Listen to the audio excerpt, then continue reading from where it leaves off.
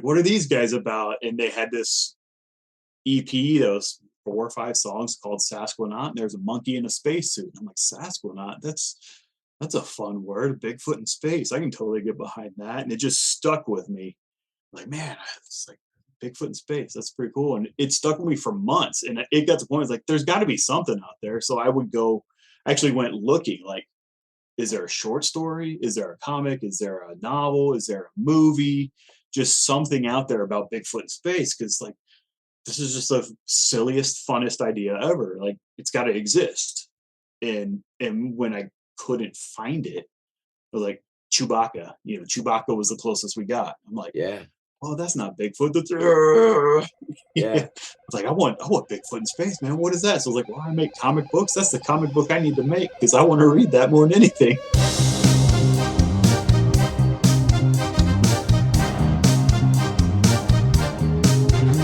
Welcome to the Out of the Box podcast. My name is Jose Tapia, and we are super excited today because we're starting our series with artists, and it's really an honor to be here with Wes Hartman.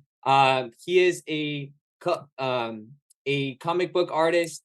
He is a color artist and has worked with big names such as Marvel, DC, and some of his most famous work right now is Savage Sasquatch. So we'll share some links down below. But welcome, Wes. How are you doing? I'm good, Jose. How are you, man? Thanks for letting me come do this with you. Yes, it's definitely an honor. I'm super excited to share with this community what it really takes to be a full-time artist. I know you had told me that you've been doing this for a long time now. I'm sure there's been a lot of things that have happened during this journey. So we're excited to listen in into your story and get to share that with this community. So um tell us how did you get started into comic books? I mean, where did you find that spark that started it all into deciding to do this full time in your career? It I've read comic books since I was real young. I'd probably say I don't know how old I was. I was probably just barely learning how to read, if that. And my brother was the first one that got a few comic books, and I was with him and my parents at some little bookstore, and that's when I got my first Batman comic. And we always watched Super Friends on TV and all that. So it's like Batman, Superman, and all those guys have always been in my life, and I've read them. Got real hardcore into X-Men, and Jim Lee launched the X-Men series #1. Followed that for ton of issues, and then we had the whole Image boom and went with all those guys to Image, and just been reading stuff forever and ever. And it was one of the only things, because through my life I've always had issues that it's never been diagnosed, but it's been depression and anxiety. And so even when I'd get really just down, and it would come to I'd get to a very ambivalent and bored, and just kind of nothing would affect me. Like, the only thing I would have enjoyment in would be reading comics. So comics have always just kind of been that comfort food for me.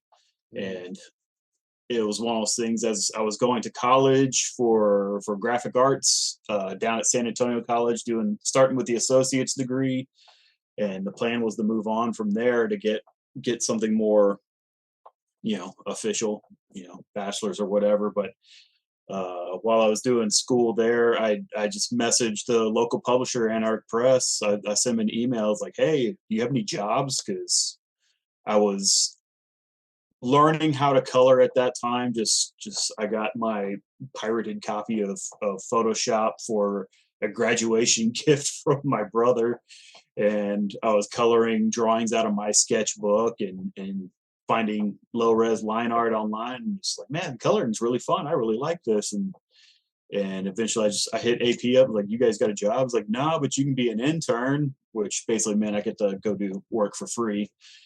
And I had Which at that time, was that the way to get in the door? Like, that's how I got in. I mean, the thing with comics is there is no there is no single path to break in. I think everybody has a unique story, you know, like I don't think I've met anybody that's had the same story on how to get into comics. It just doesn't. It's probably the most unique business in that sense where there's just no one way to get in. It's like, hey, how do you break into comics? It's like you just do.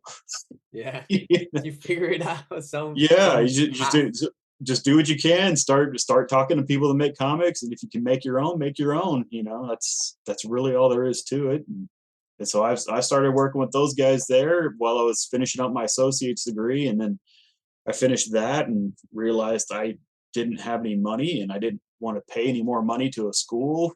And I was like, oh, I got a job here, and so I was still living at home at that time with my folks, and they were not happy with me whatsoever. And I just started spending time there and started earning money just doing odd jobs, laying flats and helping with the colors there because they had a coloring studio, Guru Effects, that worked out of the AP office that was doing a bunch of work for Marvel at the time. They were doing Marvel Mangaverse, which had just come out, doing some X-Men Unlimited and annual stuff, and so I started helping that in, laying flats, and then was did X-Men Ronin manga stuff, and that's I just went with them, was making money through them, and AP started paying me because I became payroll, and it just kind of kept growing from there. So it So was like, what was it? Was it somebody at the previous position you were in that recommended you, or how did you find that opportunity?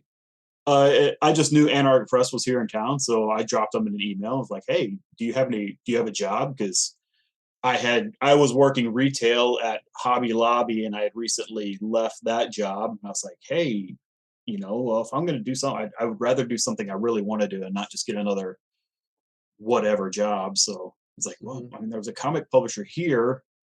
Instead of going to a comic store, why not try to get a job at a publisher?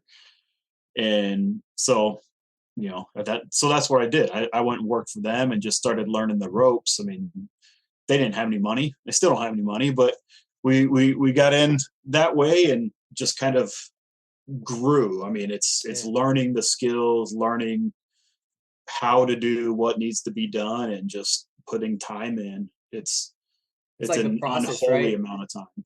Like how to go from zero to finished products, right? Yeah, And because I think sometimes as creators, I mean, this happens to me sometimes. I have some ideas, but then it's how do I put what I have in my mind into reality? What are the different steps that it takes to get there? yep, Because I've had the experience of trying to teach people. I do balloon art and face painting.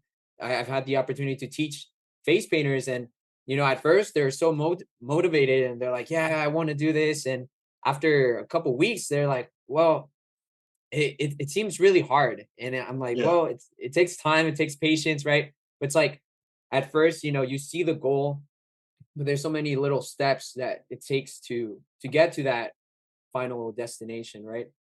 And yeah, so yeah, this was for you, I guess, an opportunity to see that, right? yeah. Was there something that opened your perspective to like, oh wow, I didn't expect it to take this long or to do all this? I don't the nicest way I can say for anybody that wants to work in comics, and I tell this to anybody that and they was like, "Oh, what's it like working?" It's like you have to be insane. You have to. In comics is I freaking love comics. I love it with all my heart and passion. Like I don't know what else I would do. That's kind of who and what you have to be because it doesn't pay well. It pays a you got to put in a whole lot of hours, and even then there's no guarantee because I've got a Patreon page, and I write articles. I started a series called Comics 101 where I just try and deep dive in specific parts of comics. And part of it I was looking into kind of like the jobs, like the amount of jobs, because we're getting paid enough, getting a page rate that's high enough to actually get a living wage. There's really not that many. There's really not that many jobs out there that provide a page rate that's at a living wage with the time you put in, especially when you're first starting. Because when you're first starting, it takes longer. You don't have thousands upon thousands of hours under your belt that gives you like, this is how I do this. Even if I don't know how like this is supposed to look, or this is the visual language I've acquired over time to know how I can get it in and out on some object. So if I'm coloring something and an artist draws, I don't know what, which happens more than a little bit. Like, I don't know what this is. If I can tell that it's not totally important to the story, I've learned enough along the way how to just skate by. I don't have to worry about what it actually is. Like, Hmm. it's there, it is what it is, and you can move on. Like, you get enough of the visual language to know how to do that, know when you kind of the shortcuts, kind of like, I know how to get through this to make my deadlines, to be able to color an entire page in 2, 3, 4 hours, as opposed to 2, 3, 4 days, like when I Yeah. first started, Yeah, you because they're know, paying you per work, per page. per Yeah, page. per page. Yeah. Yeah. So if it's taking me 12 hours to do a page and I'm making, especially starting off, if you're getting $50 a page, $40 a page, coloring, like, hey, go work for Dynamite doing Mighty Morphin Power Rangers. They might give you 40 or $50 a page. And you're like, hey, that's a known property. Yes, but they don't pay that well. And so, like, hey, if it takes me 12 hours to do a page for $50, you start breaking that down by the hour, like, you're making sense. Yeah. You may be making $1 or $2 an hour. I'm like, that's not even minimum wage. I'll make more money doing less work at McDonald's. Yeah. So, and that's kind of the part where I say you kind of have to be insane. Like, one, I think you kind of need to be young, because like I said, I was 20 when I started. So I was just in college, coming out of college, and still living at my parents' house. So my expenses were still low. I wasn't making very much money, but I was learning. I was getting all this info, just absorbing, and just learning how to do anything and everything I could. And that helped. And that's the really crazy part about comics is it's always, what more can I do? Not so like, hey, yeah, I just worked 8 hours. Okay, that's your first shift. And it's totally unhealthy. Like, every aspect of it's unhealthy. I mean, you have to be crazy to do this, Mhm. and I love it. I would love to be able to make some kind of change so people can do this and not have to spend all their time doing it. But at that time, I literally had nothing else. I didn't have a wife, I didn't have kids. I just finished school. And so it's like I literally had nothing else. So I could devote all this time to it. Yeah. But say now that I'm 40, so I've been doing this 20 years. Mhm. Now that I'm 40, I have a wife, I have a kid. If I was trying to start now with a wife and a kid, no. I mean, I Yeah. I, I don't think I could do it because I wouldn't be able to invest enough time to generate the knowledge. Like, yeah, you can overtime, but just with my schedule now, I'm like, yeah, I don't know if I could do it now. I probably wouldn't, just because I have a wife and kid, and like, I gotta take care of the future and all that. So it's it's a weird world, man. The comics is really hard. It's awesome. I love it. I love doing conventions. I love meeting fans. I love sharing my comics with the world. Uh, I don't know what else I would do, but it's not a job I encourage people to pursue full time. I would say make your own comics, because that is wholly and completely fulfilling and awesome and what I love. Don't worry about going to draw Batman. Don't worry about going to draw Spider-Man. Mhm. Don't do any of that. Who cares? Like, as much as I've worked on those characters, I've done Spider-Man, I've done Batman, I've done X-Men. I grew up with those characters. I love those characters. Does anybody know or care? No, because there's only the few Jim Lees, there's only the few Greg Capullos, there's only those icons. Hmm. And there's a ton of other guys that have come through and cycled through all those characters and left an impact, but you don't know most of them except those few icons. Hmm. So as awesome as it is to work on those, I am, after lots of years of experience, I encourage people to make their own comics, to focus on their creations, to invest their time in that, because that is so much more fulfilling, you know, Yeah.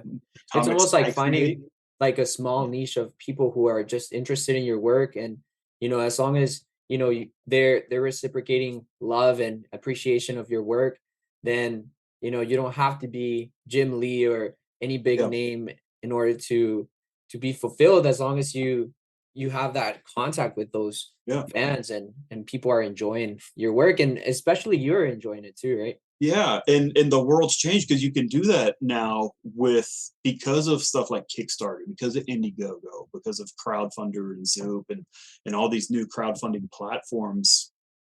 You can make comics, you can generate a fan base, even though it might be small initially. A smaller fan base can actually help you actually make these comics, and because it's on such a personal level, like I send a message to every single person that backs. Whenever they back at Kickstarter, I message everybody, whether it's $1 or whether it's $200 or however Mhm. much money they spend. I'll message everybody, thank them personally, and offer anything else. And like, I offer a free comic when somebody signs up to my newsletter. So when I thank them, I'm like, hey, here's a link to my newsletter. If you sign up, you get free comics. Just anything like that. I was running a Twitch channel for a while. I invite people to come to my Twitch channel and engage, and it's such a one-on-one thing, even though it's through the computer, through messaging. Like, I have generated, I'd say, a few actual friendships from people just that started backing my campaigns and talking to me, whether it was Wow. through Kickstarter, whether it was through social media. Whereas I spent, you know 17 straight years working Marvel, DC, Dark Horse, Archie, Valiant, uh, Aspen, Zenoscope, you name any major publisher. I've won awards for in Europe for books I've done over there. Like, Wow. I have done so much for all this stuff, and comics in general is such a what have you done for me lately job. That's like, hey, whenever you finally turn down work, like, oh man, I'm just too busy because I got this deadline and this deadline, so I can't help you right now. You're almost guaranteed to probably not get another job from that editor or whoever, because they're like, well, you're too busy. And then they find somebody to fill that hole. And when the next thing comes along, well, they're already working with that person. So it's just naturally to move the person they're already working with into that job, as opposed to coming back to somebody that's been shuffled down the line. Yeah. It's not malicious. It's not mean. It's just that monthly grind. There is no let up. And hey, I guarantee you the writer's going to be late. I guarantee you the artist is going to be late. The inker will probably be late. So as the colorist for Marvel and DC on them, like, hey, I get the book Tuesday night, Wednesday, and the book's due on Friday. And I don't get to be late. So if I can't do a book in 2 days, which sucks a whole Yeah. lot, that means I start taking pages and giving it to somebody else to make sure the book goes in on time. So then you start losing money. So Mm. it's just one of those things. That monthly grind is merciless. Like, Yeah. hey, it's Christmas. Cool. Is your book due next week? Well, okay. Open some presents and go to work. Yeah. It's Thanksgiving. Like, I've worked through Thanksgiving. It's that monthly grind, dude. It is not for the faint of heart. I am really glad not to be doing it right now. Yeah. I am really glad to be doing more of my books and having this interaction with people one on one. That is so much more rewarding than anything I ever got to do with Spider-Man or Batman or whatever. I mean, I've had crap be in movies, I've had stuff in video games. We did I did a Gatorade ad campaign that was all over the country, and nobody knows, nobody cares. But I tell you what, man, my book, which I'm selling person to person, I get more love, more feedback, and Hmm. more just invigoration and just like, yeah, this is amazing from Yeah, doing it's what that. fuels you. Yeah, dude. Like the rest of it, it's like, oh man, I really should have started this probably 10 years ago. I had the ideas, but I didn't get it done because I got bills to pay. And so Hmm. it always became getting that next gig, which would give me money to pay bills. And I saved up money, and that's how I started doing like Sasquatch and stuff. Was I would use money from coloring to pay the artist to start drawing, and I would just kind of write on the side. So it took a few years. uh, I wish I started a little bit sooner, just because I could be further along than I am now, and I'm having so much fun. Like at this point, I can't do enough, and but I also have to rein it in because I do have a wife, I do have a kid, I need to spend Hmm. time with my family. I love spending time with my family, and Yeah. so but when I do work, even on my best day, if I get a ton of stuff done, it's like yeah, it's never enough because I want to do more. Hmm. There's that next story to tell, that next page to do, that next idea to generate. I can't wait. Yeah. And I'm sure with people, I mean, they're just ready to consume like whatever you give them, right? So it's almost like in the weekly shows, right? Every weekend or every Thursday, there's gonna be a new episode, a new something to consume. And so people are constantly waiting for the next piece of Yeah, content that you're gonna produce. And so yeah, that's you have to be disciplined enough to kind of stay on track and be putting out yeah. things so that people don't forget or people don't stop thinking about what you're doing. Yeah, and that's where like a monthly newsletter comes in, an email newsletter, Mm, stuff like social media, doing all that. Like I'm better about my newsletter than I am social media. I'm still a bit of a dinosaur in that regard. It's like I'm mhm, aware of social media. I use it to the best of my ability, but my ability is not very good. mhm.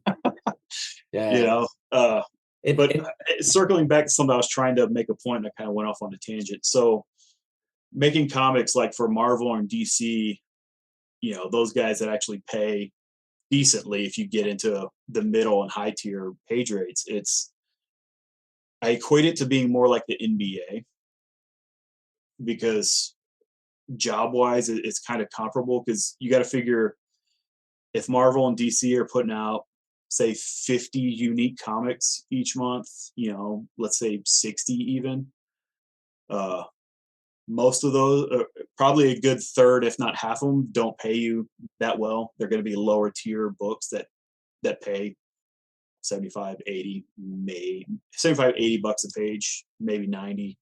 uh you start getting 100 plus, then it starts getting better. That's more your mid tier and up page rates, which are okay.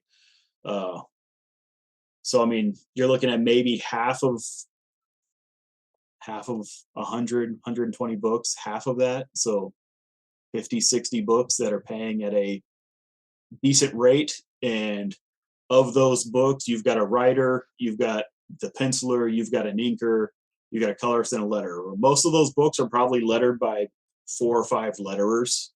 So there's not 60 letterers, there's mhm, 4 or 5. Writing, you probably have, so say there's 50 of them, there's probably 30 to 35 writers for that 50, 60 books, because writers going to do more than one book typically. And then, you know, okay, you'll probably have about 50, 60 pencilers, but those pencilers might also be inking, so you're not going to have that many inkers. And then some of those books are probably just straight off pencil, so you got maybe 30 inkers. And then colorists, well, you got guys like me, or when we were doing Guru Effects, we're coloring between 2 to 5 books a month. So all told, you've got maybe 400 jobs at Marvel and DC of that'll actually make money, like give you a decent wage. Mhm. That's not that many people. I mean, the NFL has what, like 30, 35, 38 teams, something like that. I was looking up the stats recently, and it's just like, and they can have upwards of, I think the official number is like 53 players per team, but Wow. 48 half only 48 can be suited up at any time. So it's like, out of all the teams, as I went and did all the math once I looked it up. I don't remember it offhand, but it was something like, if every team filled its roster to the max, there's like 1,700 NFL players. 1,700 NFL players. It's crazy. If everything goes to like the absolute max, it's like, you might have a better job joining the NFL than you are getting a living page rate from Marvel and DC. So Wow. it's like, you're gonna go make your own comics. Who cares about Batman? Go make your own Batman. Go make go make your Spawn. Go make your Youngblood. Go make your Invincible, your Walking Deads. Go do that. Don't worry about Batman. Don't worry about Superman, Spider-Man. As much, read the stories, love them, buy the books that you want, enjoy them that way. Go make your own comics, man, because Yeah. it's going to be so much better for you in the long run. Build your fan base. Go with Kickstarter, make online comics, web comics. There's webtoons and all that stuff. Do that. You're going to be better off in the long run doing that. You'll be happier, and you'll have hours that you set, which are going to be a lot better too. Yeah. Because So, anytime you blow a deadline, somebody else is ready to take your job, and they can probably do it for cheaper. wow. And so, let's say somebody today, I'm sure you get this question a lot, how would I get started? If you were to go back, if today you were that 20-year-old that when Mhm. you started, what would your first move be? What would you start doing? Just start making a comic, Just like my own. Just your own just comic, absolutely. That's my going to because be my advice. Anyway, if somebody wants to get into comics, that's okay. So I amend my very first statement. How do you break into comics? You just start making a comic. Just make a comic, good or bad. It doesn't matter. Just start making comics, because you're not going to get good without making bad comics. Mhm. So you got to learn that language, because it is its own language. It is visual storytelling. It's got its own tricks and twists and idiosyncrasies, and the only way to learn it is to do it and to study what the guys that are really good are doing, and figure out Yeah, how they're and doing it, apply why that. is it good, why is it works, and then see if you can do it too. Don't just copy what they're doing, but break down the mechanics, and you can try and replicate it. You might fail, but that's okay. That's okay. I have an infinite amount of respect for anybody I meet in artist alley at a convention who has their own comics, even if it looks like it's drawn by a third grader. I respect that dude, because I know how hard it is, and I know how intimidating it is to put yourself out there like that, and to just be like, hey, this is me, this is what I do. Like that's balls of steel, man. I mean, that's putting your soul out there for people to see. And that's amazing. I have absolute respect for anybody that does that. Doesn't mean I'm going to buy your comic book, but you have my respect, and you're right there with me. We're pros. We're working it. We're doing our thing, and God bless, and keep doing it. Yeah, it's almost like it's the first step to take, just like do the work that needs to be done, get it out there. Doesn't matter how good it is or Yeah. yet, just put it out there. And I'm guessing with the feedback, right? I'm With Yep. the feedback you get from people, hey, I really like this storyline. Yeah. I couldn't connect to this character. Um, I'm sure people will start telling you who actually want you to grow. Yeah. Because how do you deal with negative comments? I'm sure people have, sometimes I don't know if it's happened in your career, but how do you deal with people saying like, hey, I don't like it. I think you should do something else, or I don't know what people might be saying out there It, in the internet. it's Well, I mean, I actually just had one on the blog on my website recently, and it's just kind of like, it hurts. It makes you mad, and your knee jerk is to reply and like, oh well, let me fight back or defend my position or whatever. But it's like, don't. There's no point. Just take it, internalize it. Go to a firing range and shoot a couple rounds. Go hit a heavy bag. Go for a walk. Whatever you want to do. Just don't engage. Most of the time when you're getting negative feedback, uh,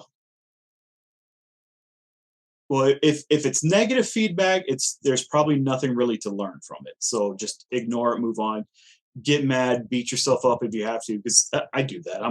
Like I said, anxiety, depression, all that kind of stuff. I've beaten myself up over everything forever. So don't engage. That's the knee jerk to do, and it's just going to cause you nothing but grief, especially in this day and age. Just it doesn't matter. Constructive criticism, that's another story. I mean, Mhm.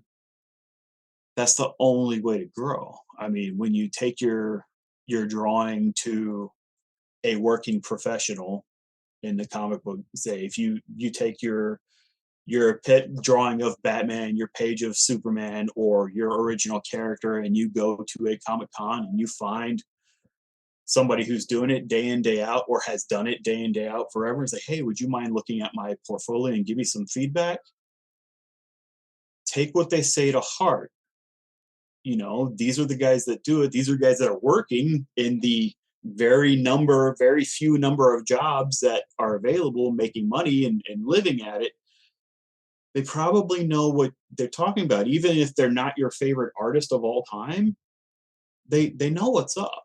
Mhm. Don't like that's experience I've witnessed firsthand in my youth. I'm guilty of it myself. So I mean, this is not me saying I did it before. Like, hey, can I get some feed? You're gonna make excuses. You're gonna try and justify this. It's like, bro, if he's telling you it's wrong and it could be better, it could be better. It's Yeah. not just like nobody's going to sit there and just tell you this sucks, take up a new job. Nobody does that. I've never heard of anybody doing that. even Yeah. even Neil Adams, who I know has had some of the harshest critiques out there, when he was doing them, he will give you he would give you, he passed unfortunately this year, he would give you valuable information. Everybody will give you valuable information, and it's Yeah. don't don't take offense. Yeah, man. No, nobody's trying to hurt anybody. Nobody's trying to hurt your feelings. Nobody's like it's they're gonna point to weaknesses they see that can be bolstered. Don't take offense. It's not meant to hurt you. It's like if you legitimately want to try and make a name for yourself, make a living, become part of this crazy group of people that keep making comic books. If you want to do that, you got to learn. And these people are freely giving you advice. So just, you know, don't be that guy that's just like making up excuses because everybody does it, especially in their youth. But you got to get past that and like, okay, well, let me take a look at it with new eyes. Let me see what he's saying, see if I can figure it out. Because I guarantee you, it's probably 100% accurate. Yeah. And if you're wanting to be a cover artist, you still need to learn how to tell a story. So draw comic book pages, learn how to tell a story because good covers tell a story. And my personal opinion is covers in the last 20 years, by and large, aren't fantastic. They're just pinups. They can be super well drawn, but kind of the art of telling a story in the cover is going away, and that's why like like guys like J. Scott Campbell are actually really really good. Even though I think he's kind of I don't I like his older stuff more than his current stuff. And when he's doing covers right now, he's still in a lot of ways still doing a lot of real good story elements. There's a lot of nuance in what he's doing, and at first glance, you're just gonna see like, oh, there's another girl standing there looking provocative, and that's real easy to just fall into. Like, hey, I'm just gonna draw a provocative pose or a cool action beat 'em up pose, but there's a little more to it than that, and you can get some nuance and like, oh, details can really help build a world and build a scene and just give you a little bit more than just a pinup. Mhm. We've got enough Batman on a gargoyle, you know. Yeah. So we can go a little bit further than that and give a little bit more to it. And we got enough by and far girl provocatively staring at the reader. Like you can do a little bit better than that. Like one of my favorite ones that J. Scott did, and I don't know if it's the last 10 years or whatever. He did this.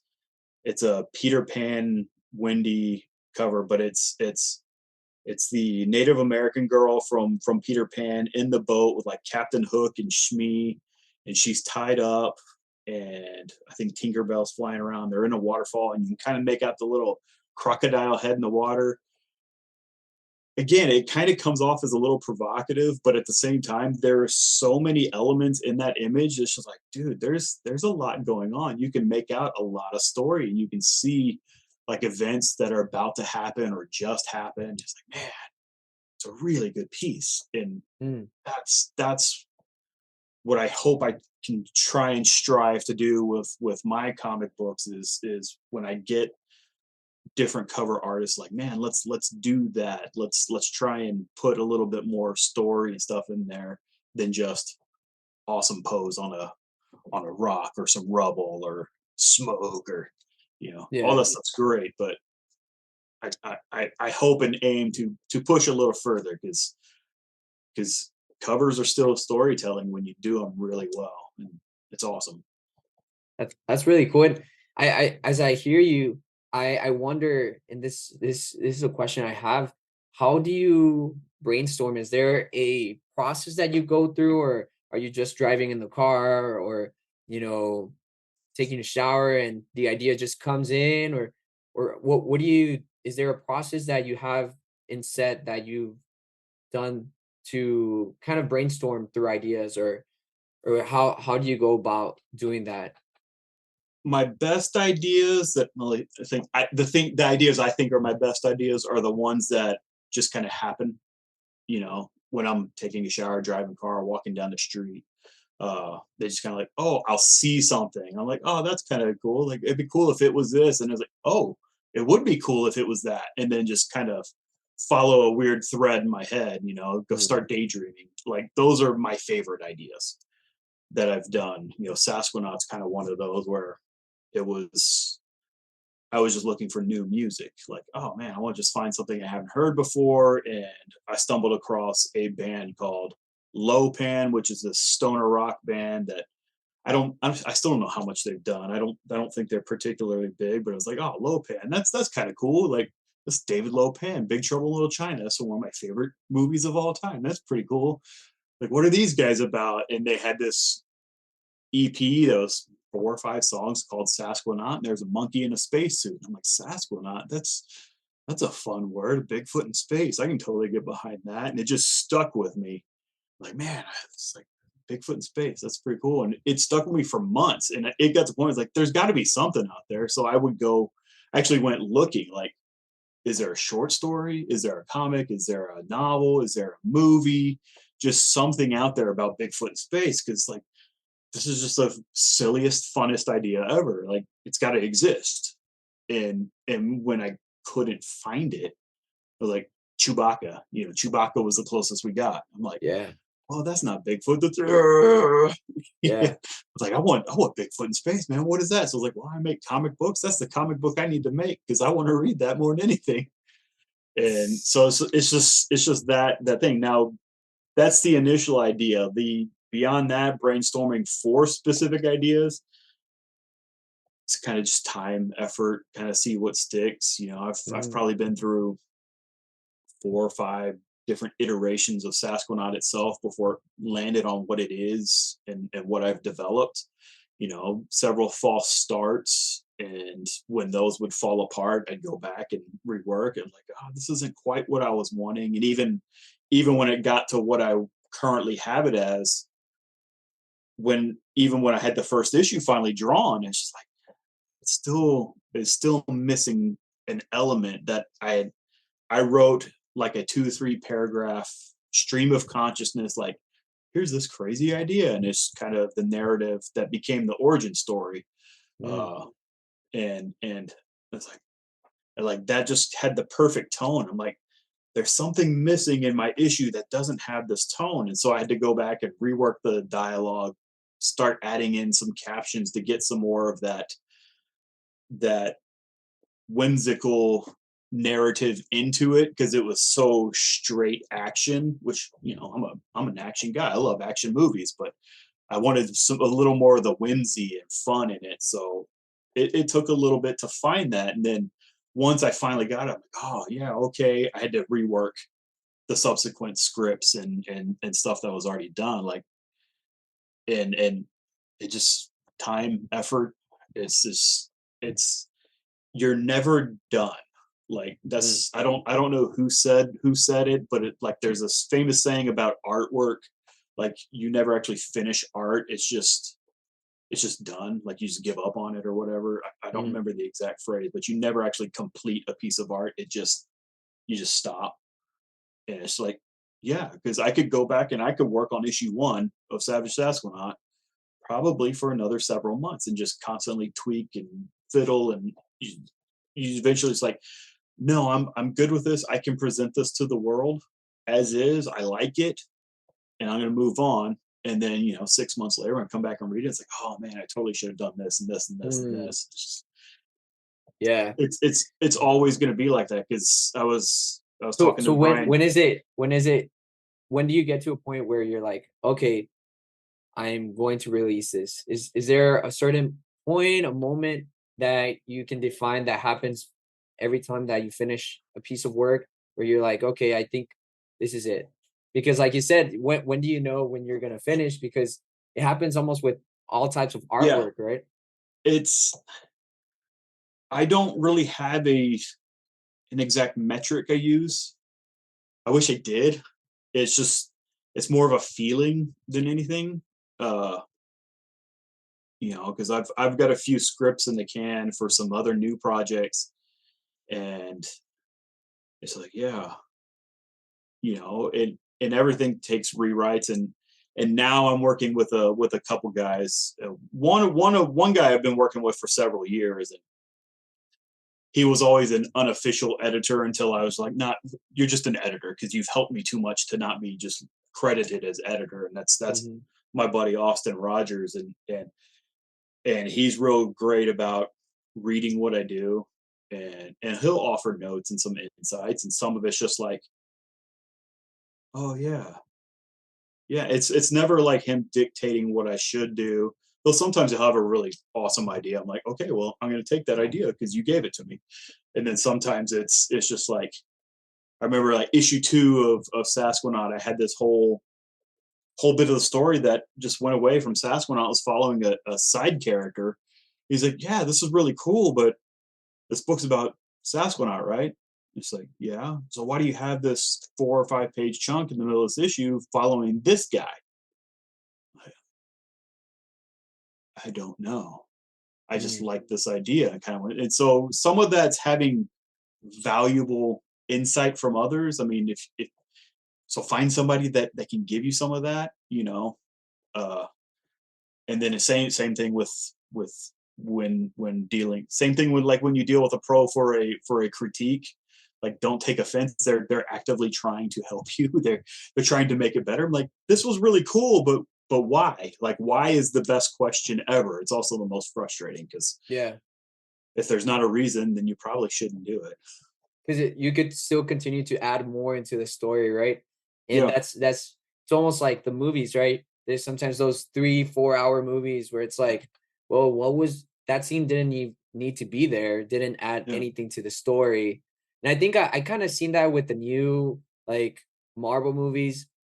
Sometimes they'd add like certain scenes where it's like, well, okay, that was cool, but it Yeah, didn't add anything to the character, to the story.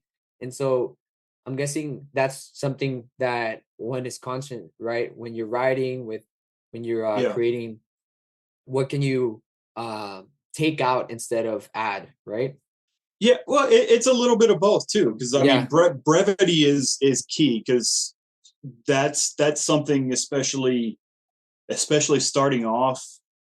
One, because I used to be a submission editor for Anarch Press, so I would review the submissions that came in, and almost everybody has a story about the one, you know, the archetype character of the one, the chosen Mhm. one, the whatever, the Luke Skywalker, the Neo, whatever. I mean, everybody's got that story. So it's like it's all coming in here. So it's just like,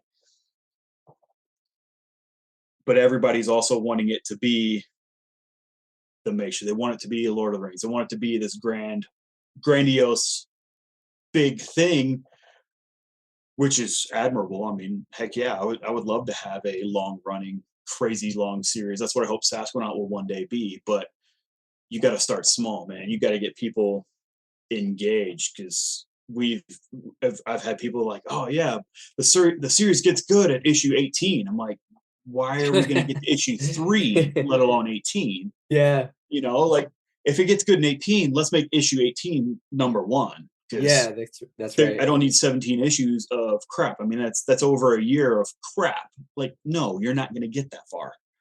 So, and that's the big thing, is so much of the inclination is like, well, let me start at the very beginning. Well, not everything needs to be in the beginning. God created the heavens and the earth. Hmm. Sometimes in the beginning needs to be, I fell off a cliff and almost died. You're starting Yeah. at the end of the story, and that's okay. Now we can continue. You don't need everything leading up to there. And that again comes from experience, comes from Yeah. time. I mean, It's very learning similar how to the to get Star people Wars engaged. movie. I'm sorry. Yeah, I was gonna say it's very similar to the Star Wars movies, right? Like one, two, and three, or one, two didn't even come in until Right. later, and Yeah. so it kind of filled in the holes of the story, right? So I'm Yeah. guessing And it's how many people are like, I really needed episodes 1, 2, and 3. I mean, I don't hate them, but I'm also like, they are, I think what I had imagined in my head as a child was infinitely more entertaining, you Mhm. know, than what we got. Yeah, But maybe that's just me, you know. It's just, I'll take New Hope, Empire, and Return of the Jedi over all the other Star Wars any other day. I enjoy Clone Wars. I enjoy the animated shows. I enjoy yeah, Mandalorian. Mandalorian's been really cool, just that because, was good. Bubba but it's Fett. all like done in one. Hmm. It's not this huge overdrawn thing. It's every episode stands on its own, just like a comic book. Every issue have it stand on its own, but there's narrative thread that connect them. You got the child going through all of it, just like, so it builds into something more. But I can watch episode 4 of Mandalorian if I haven't seen 1 through 3, and I can still pretty much enjoy it, because it's a fun, complete story that I enjoy. And that's a lot of things that comics used to do really well. We've kind of gotten away from it, like, oh, we're going for the 6-issue graphic novel or the 12-issue graphic novel. It's like, oh, but you got issues 1 through 6 and 1 through 12 or 1 through 4 to get through first. So let me get issue 1, have that be a entertaining episode, beginning, middle, end, but it also ties into the next episode. So, like, hey, when I go into the next episode, it has a beginning, middle, and end. And that's that's a that's something that I think is less emphasized these days in comics, especially. And I think I think that really needs to be addressed and Yeah, focused back. because And what I found so interesting was that when you were reviewing these works that were being published to be seen, right? You kept on seeing the same type of story, same cycle. It was almost like everybody was writing the same thing, or like kind of basing their off version of of the the same main thing. work Mhm. that's like the Hollywood of Yeah. comics, right? And what were things that stood out to you during that time that differentiated those like stories, the classic submissions? What was something that you were looking for during that time that stood out to you? That's a really good question. Uh, it became honestly with the amount of submissions that you get, it became really the art more than anything. The art before the story, Mhm. because if you get eye-catching and good art and then you read it, because that's how I'm gonna, because if somebody just submits a story, 99% of the time we're not just gonna read the story. There's no point because we're not gonna go find an artist. So it's like Yeah. if you're not gonna find an artist, we're gonna so it became the point where it's like, all right, this has got pretty good art. Let's check this out. And you read it and it's like it's okay. Then it becomes like, well, can it be can it be punched up? Is this, you start trying to talk to that person and be like, hey, we like what you have, what we think you can get better. And you kind of feel people out. Like, are they amenable to maybe some advice, critiques? But like, you've got some really good artwork, because you can, even when you've got artwork done, you can still edit and tweak dialogue and captions and reshape the story a little bit, even though the art's already done. Like that's totally doable, but it takes a little finesse, and you know so some people may or may not be willing to do that. And it's like, all right, Mm, well, this looks cool, but it reads really bad, so no thanks. Or yeah. And then it so becomes like, this looks really cool, and you seem to be like really gung-ho about doing this. Like, here's some thoughts and ideas. Like, even if it comes down to like, what about changing the name of your book because your mm, name is the magnificent omnipotence of Sally Walker in Manhattan's Lower East Side on Tuesday? It's yeah. like, how about, uh High Heel Hell, or something a little more Mm, catchy, or just that you can do. Like, you got nice. this crazy title that, no, then that might be a deal breaker for some people, or be like, oh yeah, that makes a lot more sense. It all Yeah. comes down to the individual, really. I mean, it's you meet all kinds of people. I mean, Yeah. It's almost like in artwork, you just have to take away the ego out of the equation, right? You yeah, and can't.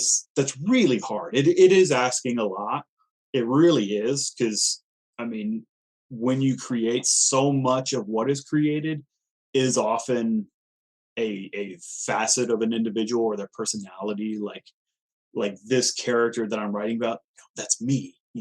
That's me, or an idealized version of me. What I Mm, would like to say, but I'm not confident enough, or I'm too timid, to say that in actuality, or I'm not a hulking behemoth that can slam people through a wall. you know, yeah. it's, but like, oh, that's it's ego inside of that. So it can be really hard to divorce. But I mean, that's part of, I mean, that's what you really have to do to improve, because if you don't remove that, then everything's personal, everything's an attack, when all it is, like, this is how you get better.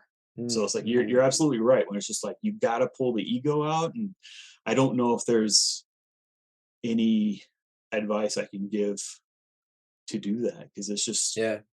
Because just get knocked down enough that it no longer hurts. I don't know. yeah. Well, has there been ever like a moment where somebody has given you some constructive criticism and you still just want to go through with your idea, right? You have like a gut Oh yeah, feeling that you're like, you know what, I'm gonna I prove you know wrong. they've told me this, Yeah. but I feel like I should continue with this thought or this character or this storyline. Has that ever Yeah, happened? absolutely. Absolutely. And how do you decide like, hey, no, you know what? I'm just going to stick with this. I really appreciate their comments, their feedback, but I have a feeling, or is it a feeling, or how do you discern through that decision? trial and error. I mean, I guess you don't I find mean, out until later, right?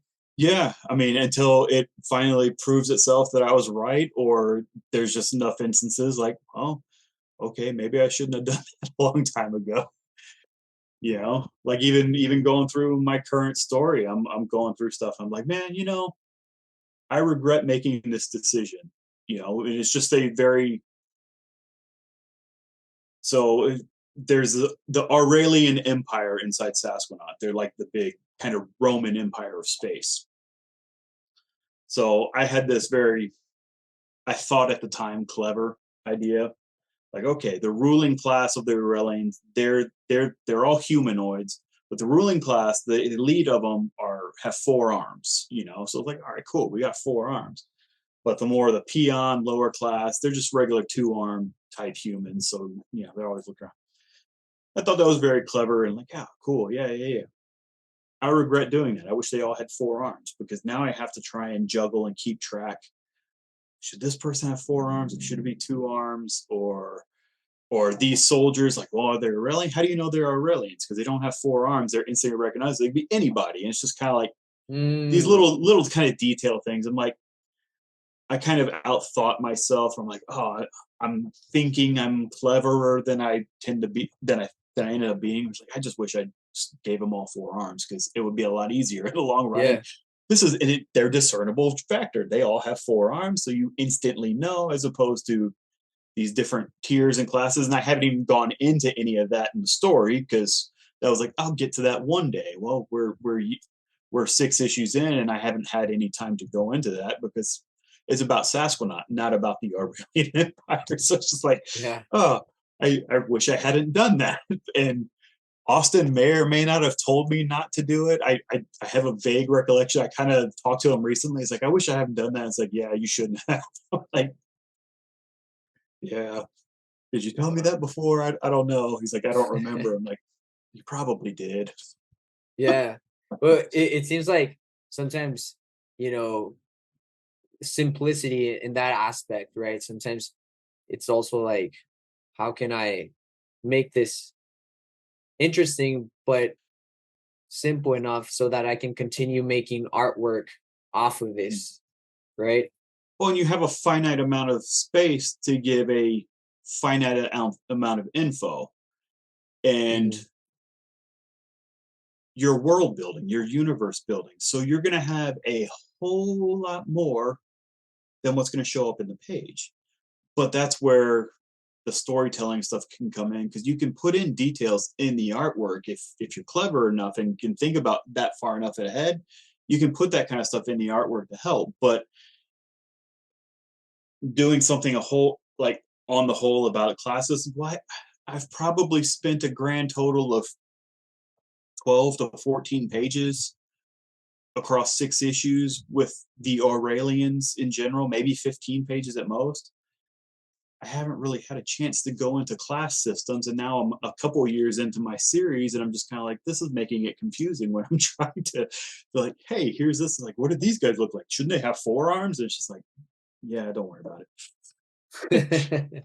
It's like I it's one of those things where everything up here and like, oh, I'm going to tell all this stuff that's just going to be like mind-blowingly cool, but then you realize how long it actually takes to get there and like, no, I shouldn't have done that, and I mm, wish I hadn't in the long run. I can do it eventually anyway, but the payoff will be so long that I don't think anybody will actually care.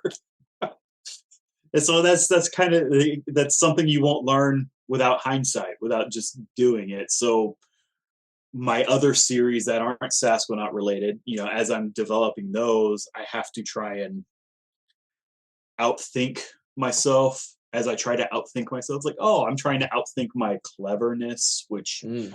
just causes me my own problems.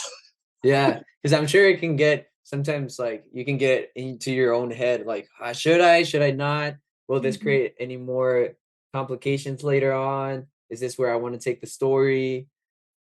Because everybody wants to show, look at how much I've done with this world. Like that's that's been a key thing with reading and seeing people's pitches. They spend so much time trying to show how much they've made this world, how like all about their elves or the corporation that's ruling whatever. Like people put a ton of work into that, and rightly so.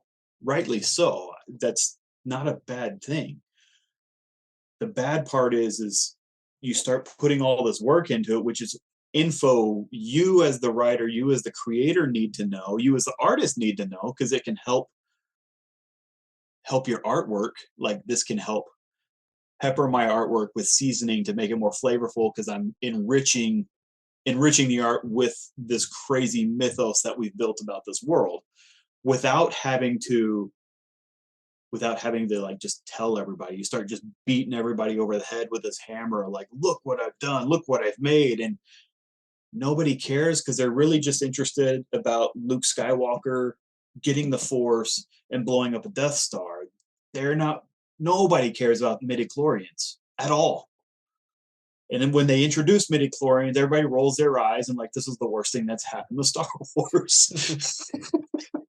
You Yeah. know, nobody wants that part. Like, okay, you've got midichlorians, great. Don't tell me about it.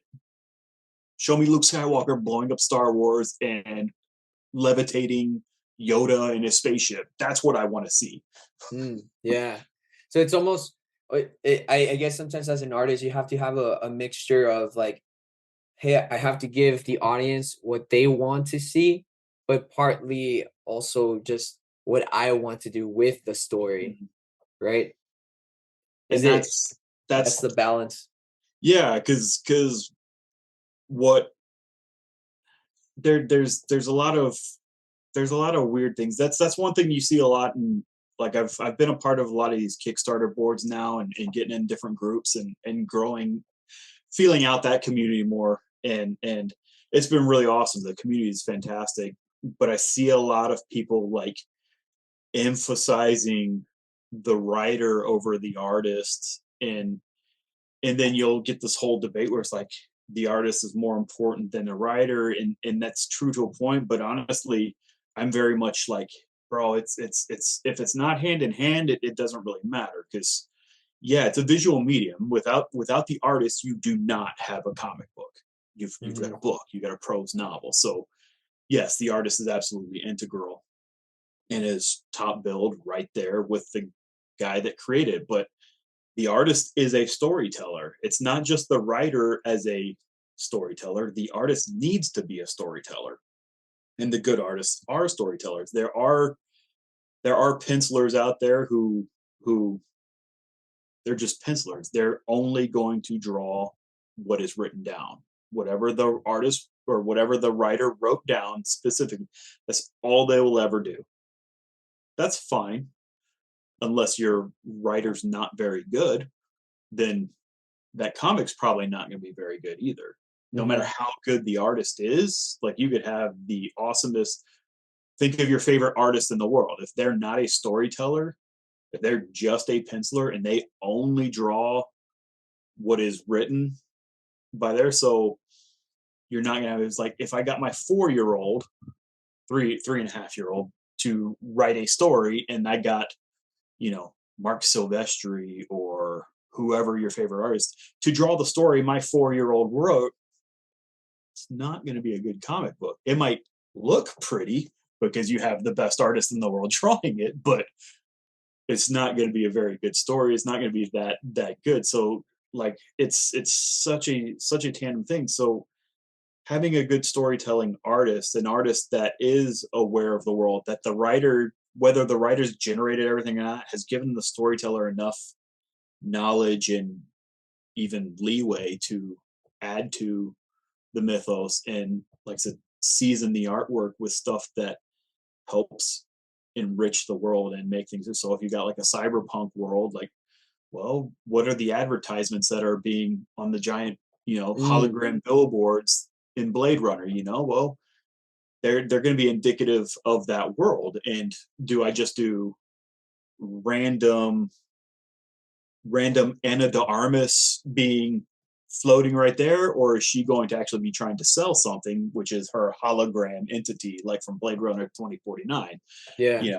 Like she was an ad trying to sell her holographic companionship, you know, like it actually enriches the world. There's a reason for it. It's not just random thing over here. And so trying to take those opportunities to further enrich, like, hey, if we're got a guy reading a newspaper, like you can have filler there, but if you want to enrich the world, you can probably take some time and put some effort into that newspaper. Like, hey, whether it's the letter or the artist themselves or whoever, and actually write something on the pages in there so an eagle-eyed fan can sit there and start reading, like, oh man, there's actually something here, and fills in some gaps. Mhm. Just little tiny things like that can go a long way in just like, oh, not everybody will get it, like, and that's fine. Like, not everybody is, but those that do are going to really appreciate it. I mean, I see the board. You got all these guys that are massive Zack Snyder fanboys, and like, oh, look at all this. Look at this level of detail that they put in here, and like, oh, and the Zack Snyder cut of Justice League, Superman appears at the exact same second that he dies in Batman, or Batman Superman or whatever. Mm, It's like, okay, yeah, that's kind of cool. I never would have got that without, somebody spoon feeding it to me, because I'm not going frame by frame on my DVD player trying to find that. Like, yeah, that's oh, true. do they line up? But it's a neat little Easter egg, but it's for those Mhm. diehard guys that are going to Yeah. go do that. And those guys love that. There's that group that's like, I want to go devour and dissect, and that's awesome. Do things to feed those guys, because they're going to be your biggest, loudest fanboys, Mm, i.e., Zack Snyder. yeah. Because I mean, that dude that dude does a whole lot more detail than I ever would have imagined, just because the Zack Snyder fanboys have pointed it out to me over the last 5, 6 Yeah. years. Like, They oh, become your biggest advocates, right? exactly. I'm like, okay, there's a little more to you than I thought. You were just like, you were kind of just this visual guy. It's okay. It's gray and pretty. That's Mm, kind of cool. I'm like, oh, there's some neat stuff in there. That is pretty clever. I like that. But you know, yeah. I wasn't gonna find it on my own. Yeah. That's awesome. So, one last thing that I wanted to ask, as an artist, you like you've been saying, you get your inspiration from other artists, how they draw, how they write stories. Is there certain things you're doing to continue to get it inspired? Any comics that you read, or do you read novels to just learn about story writing, or develop your stories better? Um, what is it that you do or read, or where do you get that inspiration? I go and I kind of have a wave. So I'll go kind of like, I'll read a bunch of comics for a while, and then I'll be on like a novel kick, and then I'll be on a, maybe it's TV, and then I'll be like movie, and I'll just kind of go through a cycle of all that. I'm on. Mm, In the last couple of years, I've started doing more audiobooks, just because I want to read more, but with a 3-year old with a toddler, it's nearly impossible to read, because if she sees me reading, it's like, no reading, come play, unless I'm reading to her, which, Piggy and Gerald is not exactly the most, literary stimulating thing in the planet. I enjoy reading it to her and making funny voices, but it doesn't really do a lot for me. So yeah, I've been doing a lot of audiobooks in the last couple of years, which has been a lot of fun. Like, it's took me a little bit to get into it, because I was never I've never been a very auditory learner. I've always been visual, so it's always been reading, it's always been art. Uh, so that did take a little bit to shift into, but I'm really liking doing that. Uh, mm, nice. and so that's good. I do read novels when I can. I try to read a little bit before bed. Uh, Sometimes. That'll be about the same time when I try to read comics. So if I'm not reading a novel, I'll be reading comics, and I still buy comics when I can. Uh, but yeah, and then movies and TV, they'll give inspiration too. Like, I have a vague idea for a a dinosaur story I'd like to do because watching the last Jurassic Park movie, I'm like, that's not what I wanted. No, wasn't terrible, but I wanted like this is what I want in this movie. And I'm like, Mm, oh, well, you gave me like 30 seconds of it, and that was it. I'm like, no, no, I want that. So like, okay, so let me start developing a story out of this 30 seconds of this movie that I wanted. yeah, that's And so awesome. that's kind of so it's just kind of thing. So it's like being being let down or just like, oh, they totally should. You see something like they should have done it like this. Mm, That can spark ideas and it's like, yeah, this is okay. And it's not even that anybody does anything wrong. It's just personal preference. Like, oh man, I really would have liked to see a story go this direction and go down this because then you could do this and then this, and it's just kind of mm. it's a whole domino falling. It's like the plenty of ideas just come Yeah, from the ideas start flowing in that yeah, moment. and it just comes from like, I wish you didn't do that. You're like, hey, yeah, let's go do a Star Wars story because I wanted to see something that they didn't do. You know, Nice. That's awesome. Nice. Well, any last thoughts that you want to leave the audience with, Wes, with in regards to maybe just comic world, book, industry? Any last thoughts? I just want to reemphasize, just if you want to make comics, don't wait for permission. Just start making comics. Make your comics. Don't bother trying to draw a Spider-Man story or a Batman story. Just make your own comic. If it's a superhero, if it's a love story, if it's a western, a monster story, whatever you want to do, make that. And then, but but I would say shy away from trying to make a 6, 12, 40, 100 issue series. Start small. Yeah. Do a 4-page story. Then go to like 8 pages and do 12, then 20 pages and make comics. Start small, couple pages into a few more pages and then into an issue and then in 2 issues, and just make comics and make your comics. Make the comics you want to read, because if there's a comic out there you want to read, but it doesn't exist, do that. Heck, if that's how you want to draw Spider-Man, you want to draw Spider-Man meeting up with you know uh I don't know, let's say Power Rangers Mm, or Batman meeting Godzilla, draw that story. You're not going to get anywhere with it, but do the stuff that you want to do. it'll be Don't fun.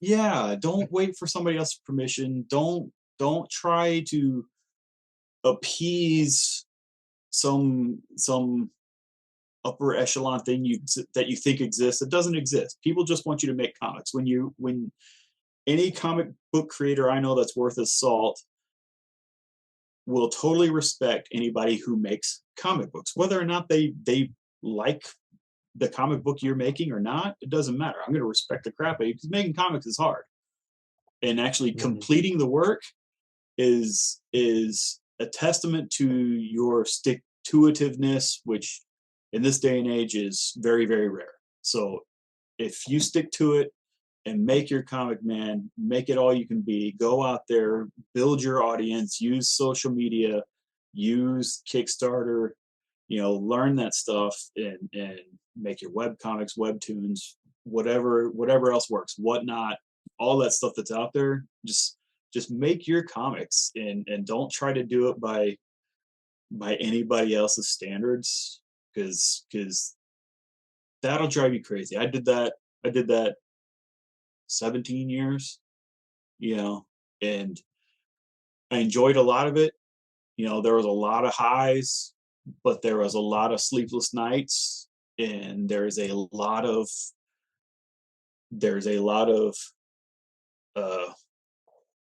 lot of damage I did to my body doing it Mhm.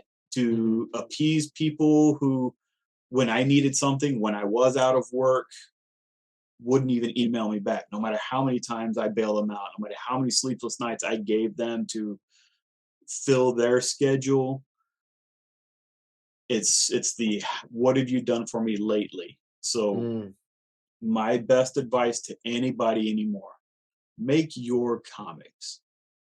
make Yeah. your comics. Because even if you do get to that level where you're doing Batman, where you're doing Spider-Man, no matter what you do on there, whenever they do turn it into a $1 billion movie, maybe you'll get a thanks at the end of the credits, and that's going to be it.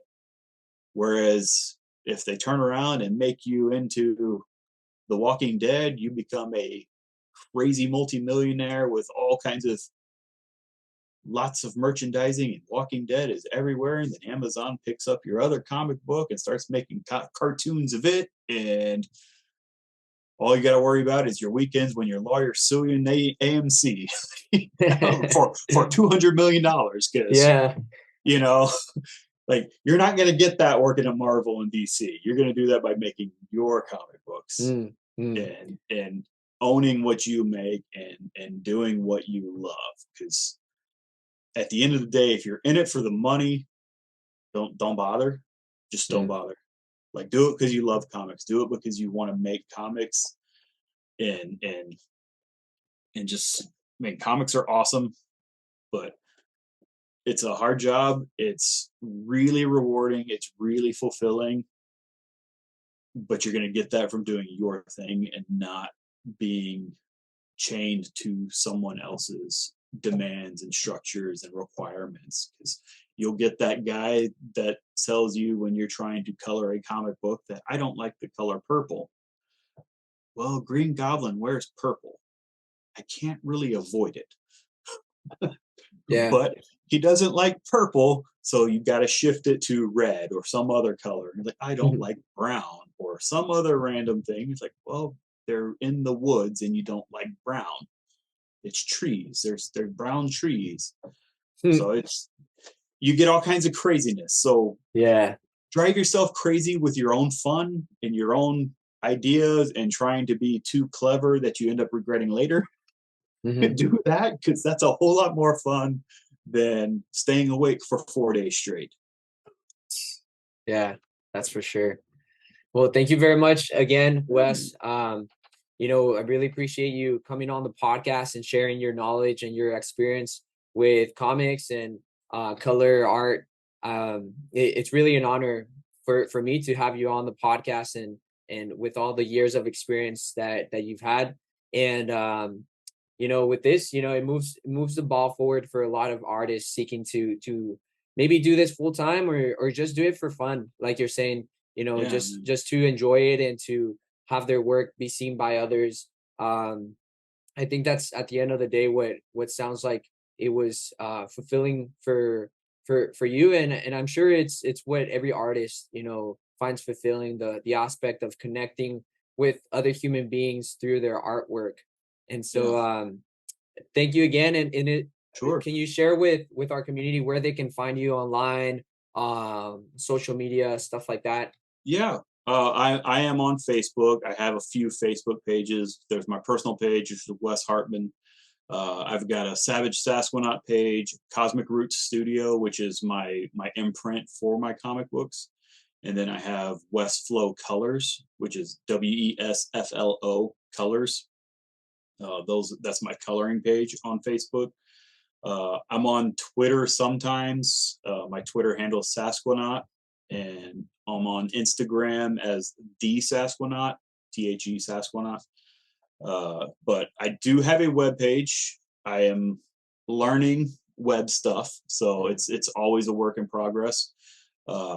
Wes-Hartman is my website, and I do have a store on there that I am trying to relearn how to upgrade and update so I can put the Savage Sasquatch Collected Edition on there, because I now have the Collected Edition, which is all 6 issues of the first story, and plus some bonus pages, as well as the issues that are currently up there I need to update and all that kind of fun stuff, and get all that set up and ready to go and back up and running. And yeah, I'm just out and about, man. I spend most of my time chasing the kiddo this day and age, but I work in the evenings and afternoons, and I'm online most times. I'm pretty easy to get hold of. You can hit me on Facebook or Instagram, and or my website, wes-hartman.com, has a sign up for my newsletter. Mm. And as I said earlier, if you sign up, you do get 2 free comic books, including issue 1 of Sasquatch. And yeah, just download, and I send them out once, twice a month, and just let people know what's up. I'm on Patreon as Westflow, Wesflo. Awesome. No, thank you very much, Wes. And Thank we're you, gonna Jose. add all those links down below as Yes, well, because so that was a that lot. people can click them. And so, but thank you again, Wes. We hope that you continue to have great success with your upcoming issues of your different comics, and look forward to what will come next. Thank you. So, and thank you everyone for listening. If you found something valuable, please let us know down below in the comment section. And please subscribe to our YouTube channel for more information about how to become an artist full time and how to create your art and do that in this day and age. But thank you I'm in everyone, practice. and we look forward to seeing you on the next episode. Take care.